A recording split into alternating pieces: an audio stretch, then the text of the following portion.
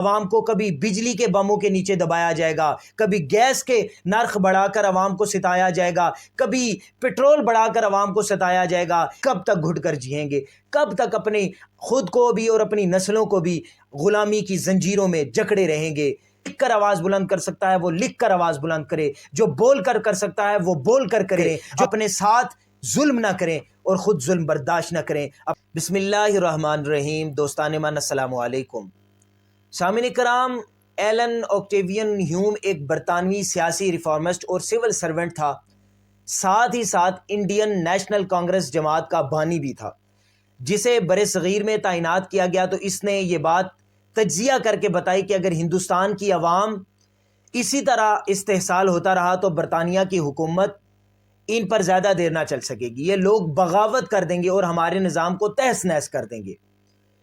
لہٰذا اس نے یہ تجویز دی کہ ان میں سے ان کے کچھ نمائندے چن کر جو ہمارے وفادار ہیں ان کی ایک سیاسی جماعت بنا دی جائے، جب بھی ہندوستان میں جو ہے بغاوت ہو یا وہ بغاوت کا سوچیں تو ان کے نمائندے انہیں قابو کر لیں۔ یوں برصغیر میں کانگریس نامی سیاسی جماعت کی بنیاد پڑی، جس میں مسلمان اور ہندو دونوں شامل تھے، اور یہ بات کی تاریخ ہے کہ مسلمانوں نے پھر ایک وقت میں آ کر ایک اپنی الگ نمائندہ جماعت مسلم لیگ قائم کر لی۔ بہرحال کانگریس میں ایک بڑے بڑے جو نام ہیں وہ موجود رہے، اور یہ ایک بہت بڑی جماعت تھی جس کے اندر قائد اعظم اور گاندھی جیسے بڑے بڑے لوگ شامل رہے، اور یہ وہ حقیقت ہے جو سب کے سامنے موجود ہے، تاریخ میں درج ہے، اسے پڑھا جا سکتا ہے۔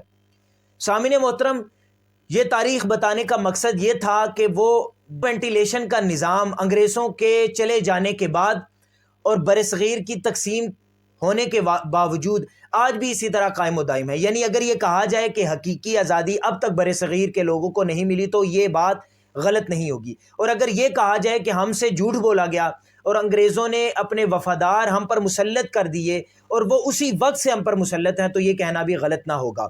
اسی بات کو آگے لے کر چلیں کہ ریاست جب خائن لوگوں کے ہاتھوں میں جاتی ہے تو وہ ہمیشہ عوام الناس کو غلام بنا کر اپنی ریاست کو دوام بخشنے کے لیے مختلف ہتھ کنڈے استعمال کرتے ہیں۔ انہیں یہ بات پتہ ہوتی ہے کہ اگر عوام کے اندر سے لوگ کھڑے ہو گئے تو ہماری حکومت کو جو ہے وہ خطرہ ہو سکتا ہے، کیونکہ ان کا ماٹو، ان کا منشور ایک ہی ہوتا ہے کہ عوام سے لینا اور خود پر لگانا، اپنے بچوں کا مستقبل سیو کرنا، اپنا مستقبل سیو کرنا۔ وہ یہاں سے پیسے اٹھا کر دوسرے ممالک پر جا کر لگاتے ہیں۔ یہ عوام الناس کا خون نچوڑ نچوڑ کر پیتے ہیں، مگر اس طرح کے عوام مرے بنا اور بے بس و مجبور ہو کر انہی کو اپنا نجات دہندہ سمجھتی رہے۔ اس کا طریقہ کار یہ ہوتا ہے کہ دو طبقے بنا دیے جاتے ہیں، ایک حکومت کرے اور دوسرا بھی حکومت ہی کرے، مگر حکومت کے خلاف اپوزیشن کا کام کرے اور عوام الناس کو ٹھنڈا رکھے، عوام الناس کے جذبات کی عکاسی زبانی کلامی کر کے عوام کو اپنے ساتھ جوڑی رکھے۔ جب عوام کا غصہ عروج پر پائے تو وہ جو اپوزیشن ہوتی ہے وہ لاوا پھٹنے سے پہلے وینٹیلیشن کا کام اپوزیشن کرتی ہے اور اپنے پیچھے عوام کو لگا کر احتجاج کرتی ہے، انہیں اپنے ساتھ جوڑی رکھتی ہے، اور اس طرح سے ان کا غصہ ٹھنڈا کروا کر اس غبارے سے ہوا نکال دی جاتی ہے۔ اور یہ سلسلہ بدستور چلا آ رہا ہے، اور آگے بھی اگر عوام نہیں سمجھے گی تو ایسا ہی چلتا رہے گا۔ سمجھنے کی بات دوستان من کیا ہے کہ اس بات کا ادراک کرنا ضروری ہے کہ حکومت ہو یا اپوزیشن، دونوں ایک ہی ہیں، وہ دونوں ایک جسم کی مانند ہیں، ایک دوسرے کو سہارا دیتا ہے اور پہلا دوسرے کو سہارا دیتا ہے، اور نچوڑی عوام جاتی ہے، مار بیچ میں عوام کھاتی ہے، لیکن عوام بھی بے وقوفوں کی طرح ان کے پیچھے چلتی رہتی ہے، اور ایک ہی نظام کو قائم رکھنے کے یہ دو مختلف ہتھیار ہیں۔ یہ بہت واضح بات ہے اور یہ سمجھنے کی ضرورت ہے، جو بیک وقت ساتھ ہوتے ہیں اور اس نام نہاد جمہوری استحصالی نظام کو متوازن طور پر چلانے کے لیے بنائے اور ترتیب دیے گئے ہیں۔ دوستان من، آپ غور کریں تو جب بھی ایسی کوئی سچویشن بنتی ہے، لگتا ہے کہ اب یہ لاوا پھٹنے لگا ہے، عوام دل برداشتہ ہو کر باہر نکلنے لگی ہے، بغاوت کرنے لگی ہے، تو دوستان من ایک ایسی صورتحال پیدا کی جاتی ہے، کوئی ایسا لیڈر، کوئی ایسا ہیرو بنا کر پیش کیا جاتا ہے جو عوامی جذبات اور غصے کو ہائی جیک کر لیتا ہے اور ان کو اپنی طے شدہ حربے اور ذمہ داری سے ٹھنڈا کر کے گھر بھیج دیتا ہے۔ مثال کے طور پر آج اگر ہم پاکستان کے حالات کو دیکھیں تو عام آدمی شدید مہنگائی، بے روزگاری اور ایسے ہی دیگر مسائل سے بری طرح دوچار ہے۔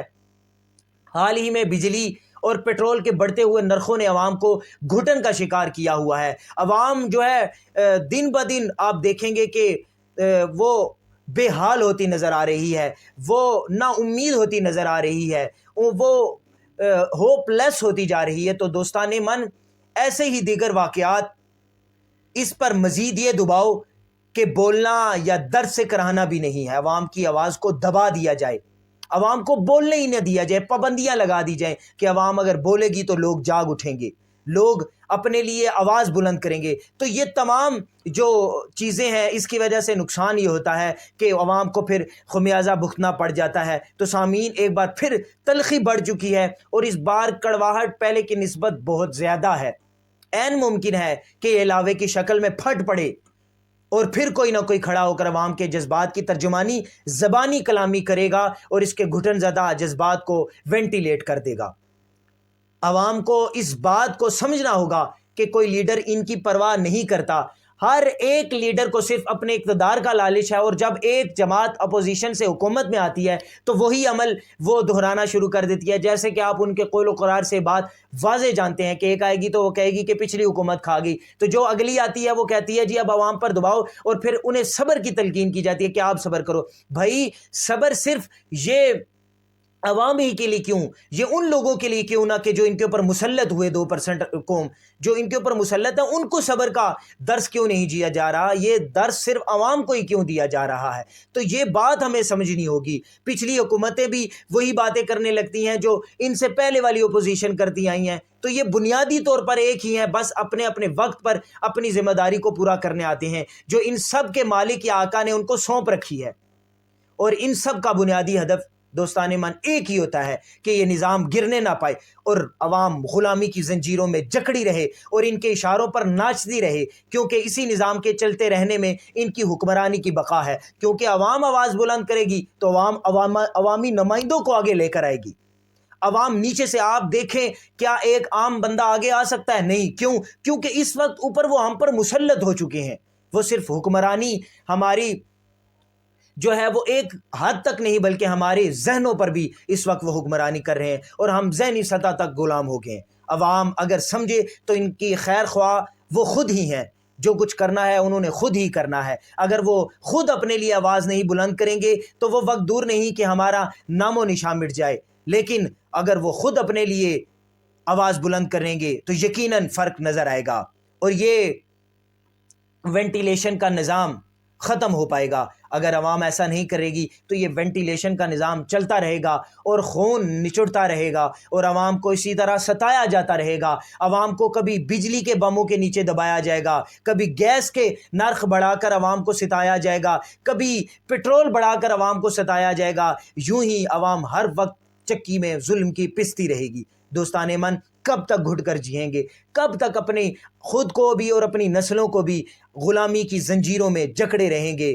कब तक आप आवाज़ बुलंद नहीं करेंगे? अपनी आवाज़ को पहचाने, अपने गुफ्तार को पहचाने। जो जिस लिहाज से काम कर सकता है वो उस लिहाज पर, उस महाज पर काम करे। जो लिख कर आवाज़ बुलंद कर सकता है वो लिख कर आवाज़ बुलंद करे। जो बोल कर कर सकता है वो बोल कर करे। जो चल कर कर सकता है, जिसके पीछे 4 बंदे चलने वाले हैं, वो बाहर निकल कर आवाम की आवाज़ बने और लोग उसका साथ दें। अवामी नुमाइंदे खड़े करें, अपने साथ जुल्म ना करें और ख़ुद जुल्म बर्दाश्त ना करें। अपनी नस्लों को ग़ुलामी का तोक ना पहनाएं, ख़ुद भी आज़ाद जिएं और अपनी नस्लों को भी आज़ादी की तरफ गामज़न करें। अल्लाह ताला हम सबको हकीकी आज़ादी नसीब फरमाए।